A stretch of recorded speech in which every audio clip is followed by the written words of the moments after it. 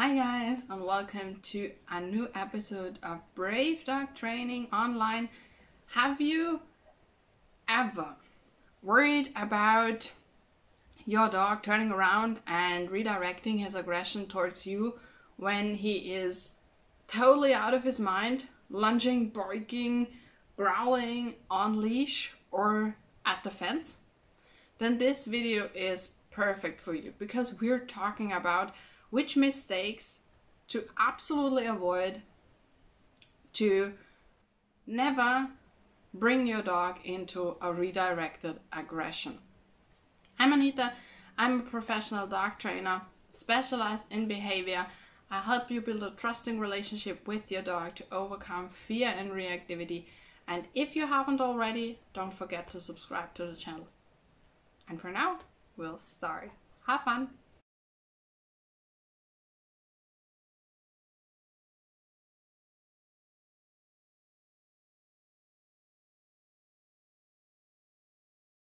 Alright, so if you're not sure why dogs redirect aggression, you will find 2 videos about that in the channel already. So after this video, go to the channel and check out the videos. Alright? And the 2 scenarios where this happens mostly is on leash, because your dog is seeing another dog and he totally freaks out, lunging, barking, growling, just going at it like a crazy person. And he cannot reach the other dog, so he turns around and bites the first thing he gets his teeth into, and that's you. And the second one, big one, is basically the same scenario, but switch the leash to fence. So your dog is in a fenced-in yard and there is somebody walking by outside, either a person alone or with a dog, and your dog is going ballistic. He's lunging at the fence, he's growling, he's trying to bite through, and again, there is frustration involved because he cannot get to that person or to that dog. So he turns around and bites into anything that he can get his teeth into, and if you are right next to him, it might be you. Alright, so those are the 2 scenarios. And there are 2 mistakes. Number 1, training is done using punishment. So what do I mean by that? The first signs of your dog not being comfortable with another dog, like he is tensing up a little, he is flattening down on the road and won't get up, he is lunging a little bit, he is pulling towards another dog, and he gets the first leash correction. Maybe even on a prong collar. Or he gets the first snap from an e-collar. Or he gets whatever. So the behavior is corrected, all right? And what that does, if your dog associates it with you, it can lead to redirected aggression immediately. But more often what happens is your dog experiences the situation even more uncomfortable. So in his mind, the other dog means a really, really bad scenario for him. So what happens is the arousal is rising. Your dog is no longer just a little bit uncomfortable, but pretty sure something bad will happen to him. So he is ready for that, and he is ramped up and he is ready to go. Alright? So the excitement level and the arousal level are way higher. So the probability of him snapping and turning around is a lot higher. And since you are the one holding the leash, you're the first thing your dog can reach. Alright? So this is not only a reason for redirected aggression, It's absolutely not necessary. You don't need any of these things to train your dog's leash reactivity. I absolutely know that. So I have done it so many times, it is possible. All right?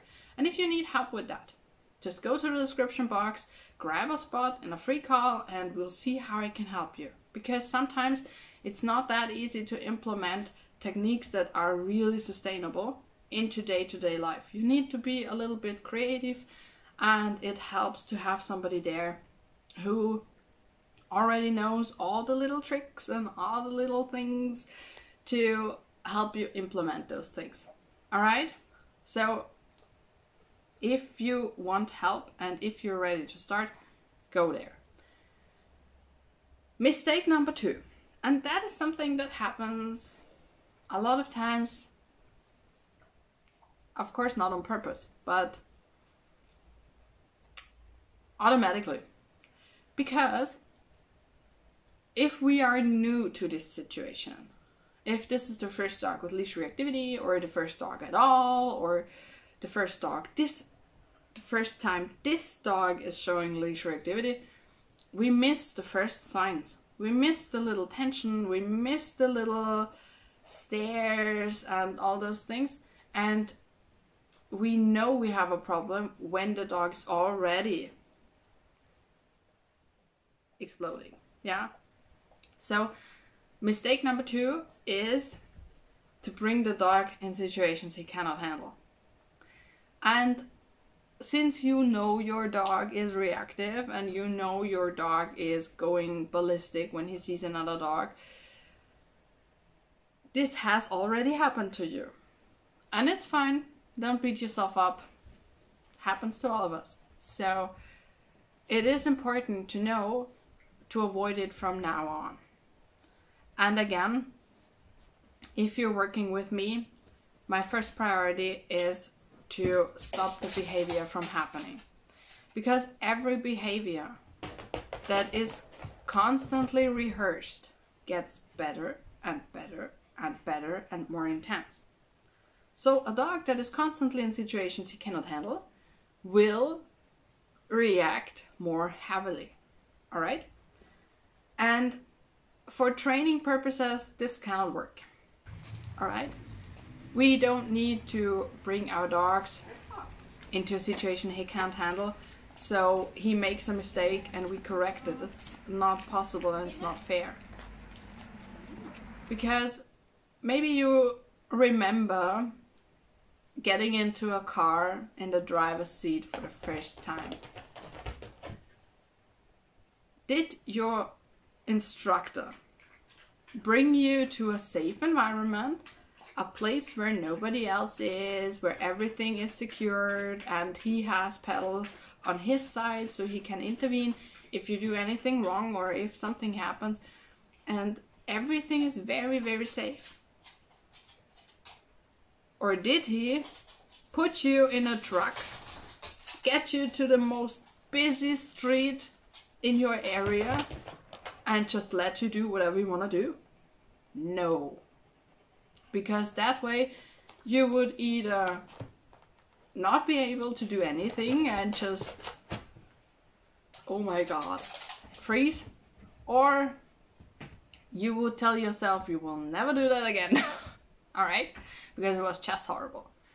And if we are setting up our dog for success, so we are doing all those training wheel things, right? We have a safe environment and we have all those little things in place that can help us and that can help our dog to make the right decisions, to show the right behavior, and to have success in a tricky situation. All right? That's the way to go. And of course, then you do not need any corrections because your dog is not making any mistakes. So this is a very, very fun way to train. Because you see a lot of good stuff you can celebrate with your dog, and there is no frustration, not for you and not for your dog. So no reason for redirected aggression. All right, So if you have any questions, let me know. Write me an email. The email address is of course in the description box. And don't forget to like and subscribe and click the little bell so you don't miss any episodes anymore. And I wish you an amazing time with your dog. We'll see each other in the free call. Until then, bye.